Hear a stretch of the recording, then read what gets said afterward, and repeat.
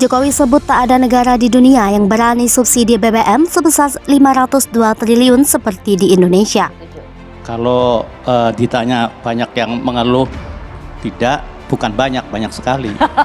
Karena kalau sudah masalah energi, yang harus dilakukan itu satu, yang paling utama tidak boleh terjadi kelangkaan. Harga tuh nomor 2. Inilah sekarang yang dikendalikan oleh pemerintah. Dengan apa? Dengan subsidi. Karena begitu harga bensin naik, harga barang otomatis langsung melompat. Oleh sebab itu, pemerintah mengeluarkan anggaran subsidi yang tidak kecil, 502 triliun rupiah. Yang tidak ada negara berani memberikan subsidi sebesar yang dilakukan oleh Indonesia. Pemerintah mengatakan ingin mendorong Pertamax. Tetapi kenyataannya harga Pertamax dijauhkan dengan harga Pertalite. Pada saat produksi begitu rendah, harga dunia begitu tinggi, dilema bagi pemerintah. Mau serahkan harga pasar, konstitusi melarang. Mahkamah Konstitusi sudah mencabut pasal 21 ayat berapa begitu daripada Undang-Undang Migas yang memberlakukan harga pasar terhadap BBM. MK sudah mencabut itu. Tidak dikenal harga pasar di Republik Indonesia. I'm telling ya, tolong jangan bermimpi untuk menerapkan harga pasar untuk BBM di Indonesia. Tidak boleh itu. Saya pernah mengatakan bahwa yang sebaiknya harus dilakukan dalam hal subsidi, subsidilah Pertamax. Sehingga Pertamax harganya tidak terlalu tinggi, dekat dengan Pertalite, sehingga banyak orang memakai Pertamax. Kalau begitu dinaikkan ke 16.000, langsung pemerintah itu melanggar konstitusi. Ya, presiden bisa di-impeach, I'm telling you, karena melanggar konstitusi.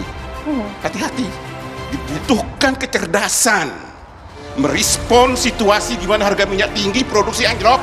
Tetapi utamanya tuh di hulu. Kalau di hilir nggak bakalan selesai. Kalau harganya perbedaannya semakin tinggi, pasti penyelewengan semakin banyak.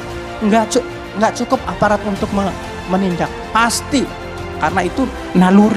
Nah ini rakyat harus tahu, nggak boleh diumpetin fakta ini.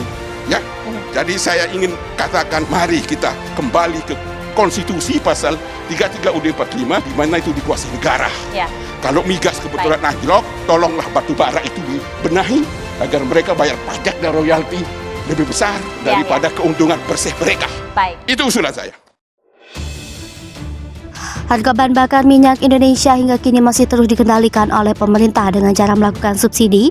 Hal ini seperti yang disampaikan Presiden Joko Widodo saat menghadiri Silatnas dan ulang tahun ke-19 Persatuan Purnawirawan Angkatan Darat Jumat 6 Agustus. Jokowi mengklaim tidak ada negara di dunia yang berani menggelontarkan dana subsidi sebesar itu. Pemerintah pun rela menggelontarkan dana subsidi BBM sebesar itu demi menahan laju inflasi.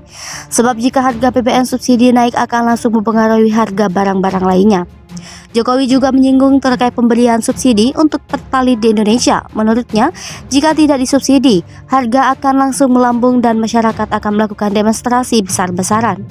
Kabar terbaru pembangunan Ibu Kota Nusantara di Kalimantan Timur, Presiden Joko Widodo akan segera berkunjung lagi ke IKN Nusantara. Presiden Jokowi berkunjung ke IKN Nusantara untuk menghadiri groundbreaking pembangunan Istana Negara. Rencananya, Presiden Jokowi akan datang ke IKN Nusantara Kaltim bulan Agustus 2022 ini. Kapan Presiden Jokowi akan berkunjung ke IKN Nusantara Kaltim untuk menghadiri groundbreaking Istana Negara? Namun hingga saat ini belum ada kepastian kapan Presiden Jokowi akan berkunjung ke IKN Nusantara di Kaltim. Diketahui, pemerintah telah menetapkan pemindahan ibu kota negara dari Jakarta ke Kalimantan Timur.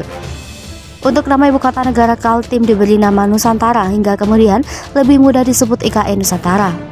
Lokasi kawasan IKN Nusantara di Kaltim ini akan meliputi sejumlah desa dan kelurahan di 2 kabupaten, yakni Penajam Pasar Utara dan Kutai Kartanegara. Terkait dengan kabar kapan kedatangan Presiden Jokowi di IKN Nusantara Kaltim, Kepala Sekretariat Presiden Heru Budi Hartono mengatakan belum ada kepastian. Seperti dikutip kaltim.co dari kompas.com, Jumat 5 Agustus 2022, Kepala Sekretariat Presiden Heru Budi Hartono mengatakan belum, masih dibahas. Diberitakan sebelumnya, Presiden Republik Indonesia Joko Widodo akan kembali mengunjungi IKN di Kabupaten Penajam Pasar Utara dalam waktu dekat ini. Direncanakan pada pertengahan Agustus ini Presiden Jokowi akan melakukan peletakan batu pertama atau groundbreaking Istana Negara di IKN. Hal ini disampaikan langsung oleh Gubernur Kalimantan Timur, Isran Nur, pada Rabu 3 Agustus 2022. Ia membenarkan bahwa orang nomor 1 di Indonesia itu dijadwalkan datang ke IKN pada pertengahan Agustus ini. Hanya saja dirinya belum mengetahui pasti tanggal berapa Presiden akan datang. Bisa sebelum 17 Agustus atau sesudahnya, ungkap Isran Nur. Nantinya Presiden akan melakukan peletakan batu pertama di titik nol untuk menandakan dimulainya pembangunan Istana Negara. Daftar proyek pembangunan IKN Nusantara di Kaltim yang sudah buka tender.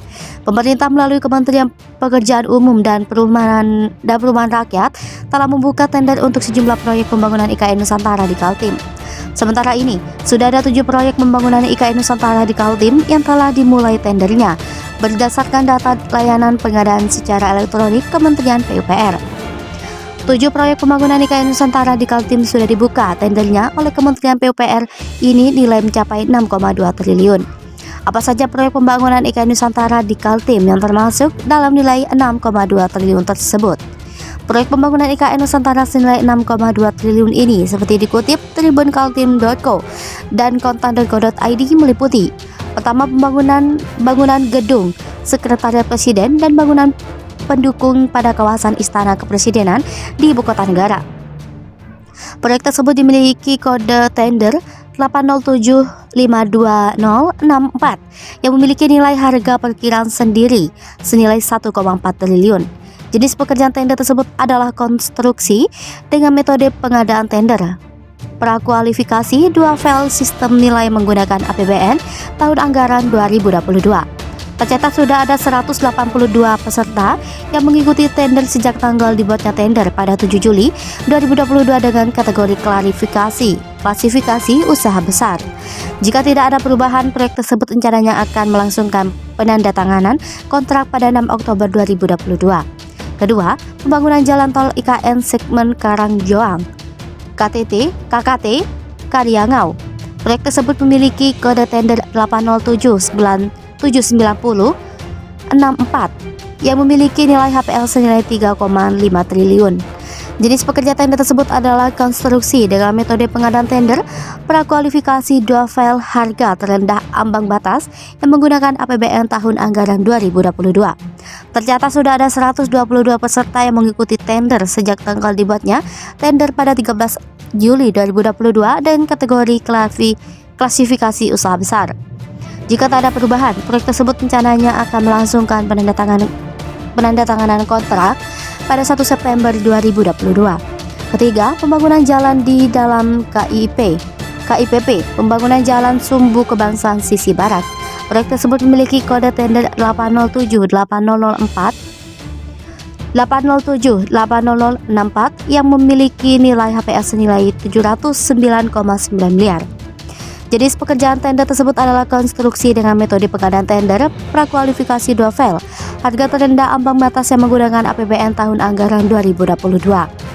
Tercatat sudah ada 73 peserta yang mengikuti tender sejak tanggal dibuatnya pada 30 Juni 2022. Jika tidak ada perubahan, proyek tersebut rencananya akan melangsungkan penandatanganan kontrak pada 31 Agustus 2022. Keempat, pembangunan rumah tapak jabatan menteri di KIPP IKN. Proyek tersebut memiliki kode tender 8076064 yang memiliki nilai HPL senilai 509,1 miliar. Jenis pekerjaan tender tersebut adalah konstruksi dengan metode pengadaan tender, prakualifikasi dual file sistem nilai menggunakan APBN tahun anggaran 2022. Kelima, manajemen konstruksi IPAL dan jaringan perpipaan kawasan inti pusat pemerintahan Ibu Kota Negara. Proyek tersebut memiliki kode tender 8081064 yang memiliki nilai HPL senilai 42,2 miliar.